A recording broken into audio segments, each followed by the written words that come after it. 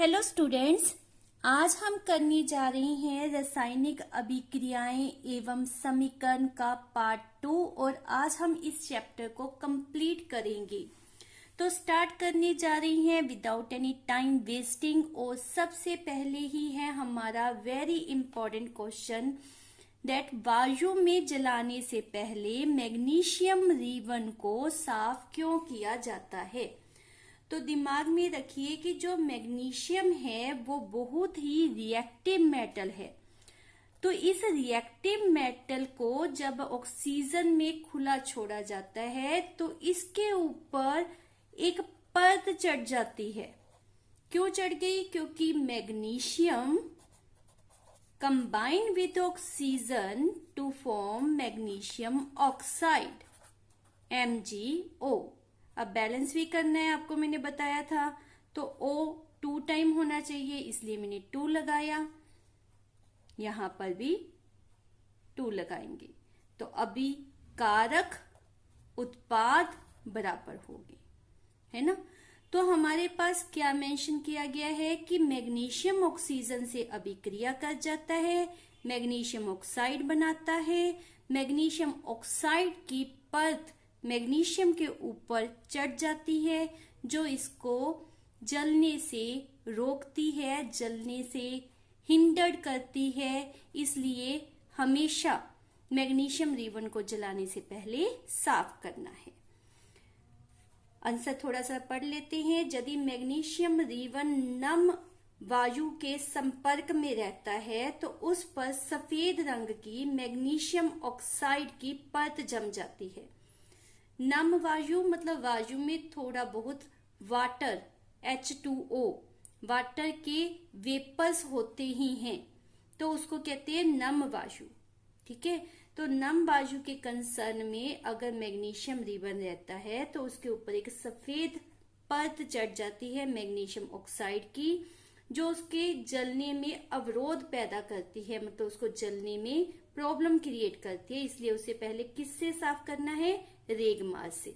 इस क्वेश्चन में आप ये रिएक्शन अगर लिख सकते हो तो that is very good, marks obtaining हो जाता है। And this question is very very important. Next बहुत सिंपल सा क्वेश्चन है। आप सबको पता है कि लोहे की वस्तु को पेंट क्यों किया जाता है। क्यों करते हैं हम पेंट? ताकि वह वायु के सीधे संपर्क में ना जा सके। जैसे मैग्नीशियम का हमने किया, वैसे ही जब पेंट करते हैं तो लोहे के ऊपर, Fe मतलब लोहा, लोहे के ऊपर एक कवरिंग हो गई और ये कवरिंग इसको वायु के संपर्क में नहीं जाने देगी, जिसके कारण आपका जो लोहा है वो खराब नहीं होगा, उसको जंग नहीं लगेगी। तो यही हमारे आंसर में लिखना है। Next is very important question, संक्षारण किसे कहते हैं? संक्षारण का मतलब होता है किसी चीज का खराब हो जाना। तो जब कोई धातु, ये दिमाग में रखो, संक्षारण हमेशा धातु का होता है। तो जब कोई धातु अपने आसपास अम्ल, नमी आदि के संपर्क में आती है, अम्ल आपको पता ही है एसिड को कहते हैं, जैसे सल्फ्यूरिक एसिड, नाइट्रिक एसिड, तो बहुत तरह के एसिड होते हैं। नमी जो हमने ऊपर वाले क्वेश्चन में ही पढ़ा कि वायु में जो प्रेजेंट पानी होता है उसको हम कहते हैं नमी। तो लगातार धातु के ऊपर आप कह सकते हो अटैक होता जाता है, किसका? अम्ल का, नमी का। तो जब कोई धातु अपने आसपास अम्ल, नमी आदि के संपर्क में आती है तो वह संक्षारित हो जाती है, मतलब वह खराब हो जाती है। इस अभिक्रिया को क्या कहते हैं? संक्षारण। और लोहे की अगर वह धातु है तो उसके संक्षारण होने को हम नाम क्या देते हैं? जंग लगना। ये वो जंग लगना नहीं है, अभी लड़ाई होना, जंग लगना मतलब लोहे की धातु का खराब होना। तो इसके कारण लोहे पर भूरे रंग की परत चढ़ जाती है। उसका कलर जो होता है रेड ब्राउन कलर होता है, उसको सिंपली हम भूरा रंग लिख रहे हैं। अगर चांदी संक्षारित होती है तो उसका रंग कौन सा हो जाता है? ब्लैक। इसी तरह तांबे के ऊपर परत किस चीज की चढ़ती है? हरे रंग की। तो ये रंग में बदलाव जब भी इन धातुओं पर देखा जाता है तो हम उसे कहते हैं कि यह धातु संक्षारित हो गई। तो ये आपको क्वेश्चन अच्छी तरह से समझ आ गया होगा, इम्पोर्टेंट है। संक्षारण किसे कहते हैं? क्वेश्चन, विकृत गंधिता किसे कहते हैं? विकृत मतलब जो विचलित कर देती है, जो अच्छी स्मेल, गंधिता मतलब स्मेल, जो अच्छी स्मेल नहीं है उसे हम कहते हैं विकृत गंधिता।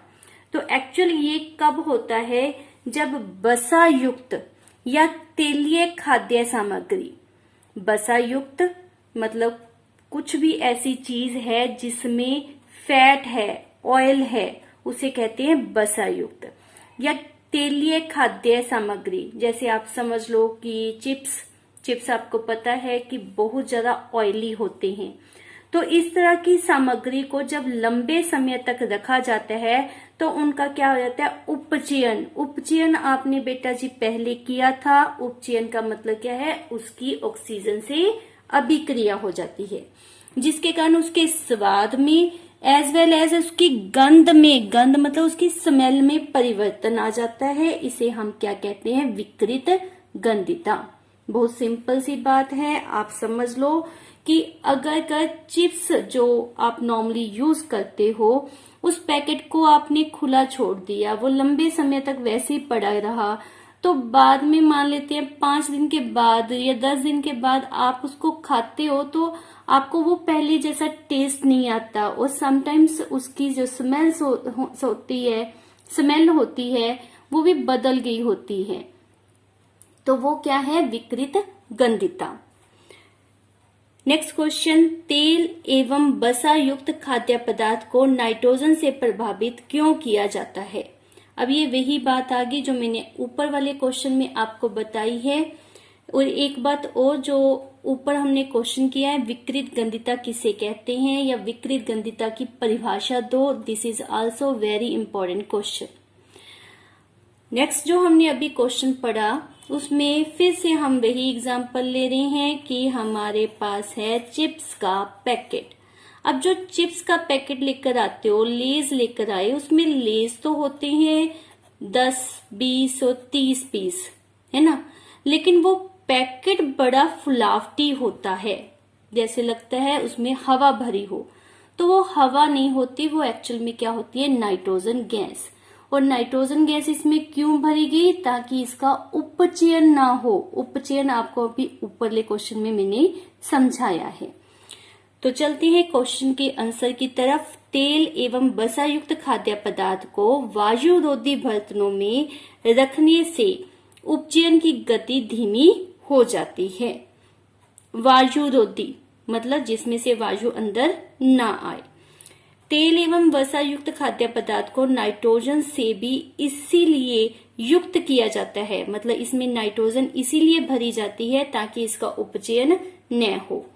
चिप्स के उपचयन को रोकने के लिए उसमें क्या भरा जाता है? Nitrogen gas. तो ये क्वेश्चन तो आपको इजीली समझ आ गया होगा। इसको एक और तरीके से भी वो पुट कर सकते हैं कि विकृत गंधिता को कैसे रोका जा सकता है। तो आपके पास उन्होंने 2 पॉइंट दिए हैं इसमें। पहला पॉइंट कि विकृत गंधिता को रोकने के लिए तेलीय खाद्य पदार्थों को वायुरोधी बर्तनों में रखा जाए, और दूसरा उसमें नाइट्रोजन गैस भरी जाए। तो क्वेश्चन वेदर इसी तरह से डाल दें या फिर क्या होगा? विकृत गंधिता को कैसे रोका जा सकता है। तो ये दिमाग में आपने रखना है। Next question, अवक्षेपण। अवक्षेपण अभिक्रिया से क्या समझते हैं? उदाहरण देकर समझाएं। तो अवक्षेपण अभिक्रिया आप ऑलरेडी इनफैक्ट कर चुके हो। थोड़ा सा माइंड में लाने के लिए हम इसके रिएक्शन को पहले देखते हैं। तो रिएक्शन हमारे पास क्या है? Na2SO4 प्लस BaCl2 क्या बन गया? BaSO4 plus NaCl। तो ऐसा रिएक्शन हमने कब किया था? जब हमने द्विविस्थापन अभिक्रिया की थी, जब हमने दो आयनिक यौगिकों के आयनों को परस्पर बदला था। तो ये वही प्रक्रिया है। आयनों को बदला तो हमारे पास क्या पाया गया कि जो BaSO4 है वो दानेदार या आप कह सकते हो ठोस अवस्था में बदल जाता है, जबकि बाकी जो पदार्थ है वो सारे ही द्रव अवस्था में रहेंगे। यहाँ पर Na2SO4, BaCl2 ये दोनों द्रव अवस्था में थे, पानी जैसे द्रव अवस्था में थे। इन दोनों को मिक्स किया तो मिक्स करने पर भी जो उत्पाद बनना था वो द्रव अवस्था में होना चाहिए था, परंतु यहाँ पर क्या पाया गया कि जो NaCl बना वो तो पानी में घुला हुआ मिला, लेकिन BaSO4 जो है उसके क्या पाए गए अवशेप। अवशेप मतलब वो ठोस अवस्था में बदल गया। ठीक है जी। बाकी सारे क्या है तरल अवस्था द्रव अवस्था में है, लेकिन सिर्फ ये ठोस अवस्था में बदल गया। इसको हम क्या कहते हैं अवशेपन। जब दो विलयनों को मिलाया जाता है, विलयन द्रव अवस्था, जब इन दोनों को मिलाया गया, देखो ये भी पानी में घुला हुआ है, ये भी पानी में घुला हुआ है, हम बेटर होता है कि इसके साथ AQ डाल देते हैं। AQ का मतलब क्या होता है पानी में घुला हुआ। तो जब दो विलयनों को मिलाया जाता है तो अभिक्रिया में श्वेत रंग के एक पदार्थ का निर्माण होता है जो जल में अविलय होगा। अविलय मतलब जल में घुला हुआ नहीं होगा, ठोस अवस्था में होगा। इस अविलय पदार्थ को क्या कहते हैं अवशेप। क्या कहते हैं अवशेप। जिस अभिक्रिया में अवशेप का निर्माण होता है उस प्रक्रिया को क्या कहते हैं अवशेपन। क्या कहते हैं अवशेपन। एक बात और, इस रिएक्शन के अनुसार, इस अभिक्रिया के अनुसार उन्होंने रंग कौन सा लिखा है श्वेत, मतलब सफेद रंग के। जरूरी नहीं है कि सफेद रंग के हो, किसी भी रंग के वो पदार्थ का निर्माण हो सकता है। मेन कंडीशन क्या है कि वो जल में अविलय होगा। तो दोबारा दिमाग में अपने सेट कर लें कि जब दो विलयनों को मिक्स किया जाए और अभिक्रिया में आपके पास एक ऐसा पदार्थ बने जो द्रव अवस्था में ना हो, जो जल में घुलनशील ना हो, तो हम उसको कहते हैं अवशेप और अभिक्रिया को क्या कहते हैं अवशेपन। इसकी नॉर्मली आपके पास अभिक्रिया दी जाती है या अभिक्रिया देकर आपसे पूछा जाएगा कि ये कौन सी अभिक्रिया है, या फिर आपसे कहा जाएगा कि अवशेपन के लिए या द्विविस्थापन के लिए अभिक्रिया दे। नेक्स्ट बड़े सिंपल से हमारे पास क्वेश्चन है, बुझे हुए चूने का रासायनिक सूत्र तथा उसका एक उपयोग बताएं। जो अभी हमने सफेदी की थी दीवारों पर उसको कहते हैं बुझा हुआ चूना और उसका फार्मूला क्या है CaOH ट्वाइस। OH कितनी बार होगा 2 टाइम। तो ये आपने याद रख लेना है। नीचे इसका उपयोग भी पहले ही आप कर चुके हो तो आप लिख सकते हो। नेक्स्ट क्वेश्चन है संगमरमर का रासायनिक सूत्र तथा उससे बनने की अभिक्रिया बताई। ये भी आपने कर लिया। अभी मैंने रिएक्शन लिखा था आपके पास, क्या है ये बुझा हुआ चूना CO2 से अभिक्रिया करेगा, क्या बन जाएगा कैल्शियम कार्बोनेट। इसी का नाम क्या है संगमरमर। क्या नाम होता है संगमरमर। तो संगमरमर का सूत्र पूछा था वो क्या है कैल्शियम कार्बोनेट। नाम क्या है कैल्शियम कार्बोनेट, सूत्र CaCO3 और नाम क्या है कैल्शियम कार्बोनेट। अभिक्रिया आपके दिमाग में आ गई। देख रहे हो एक क्वेश्चन जो आप पहले कर चुके हो उसी से ही दूसरा क्वेश्चन बन रहा है। तो हर एक क्वेश्चन को अच्छी तरह से करो, आपको आगे आगे बहुत हेल्प मिलती है।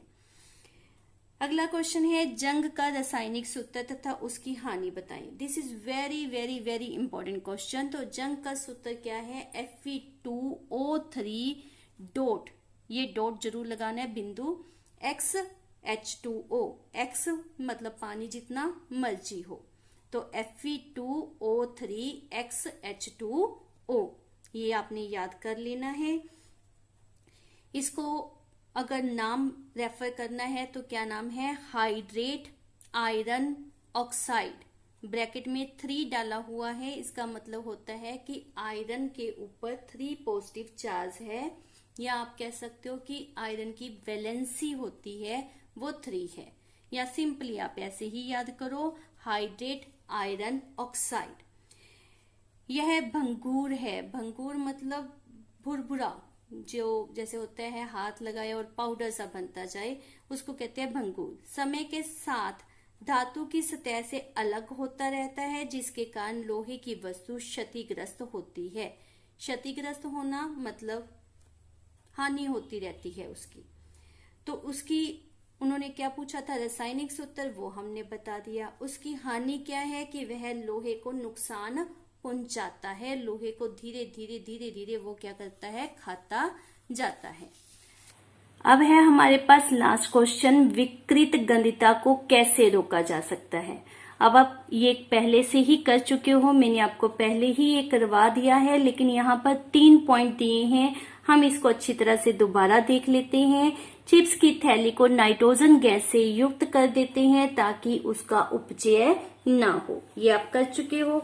खाद्य सामग्रियों में ऑक्सीकारक मिलाए जाते हैं। ऑक्सीकारक एक केमिकल होता है जो कि खाने को ऑक्सीजन से अभिक्रिया होने से रोकता है।